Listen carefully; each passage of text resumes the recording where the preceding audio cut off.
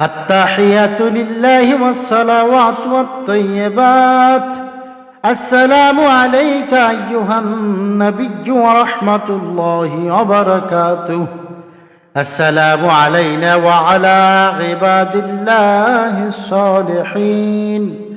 أشهد أن لا إله إلا الله وأشهد أن محمدا عبده ورسوله. যাবতীয় সম্মান, যাবতীয় উপাসনা ও যাবতীয় পবিত্র বিষয় আল্লাহর জন্য।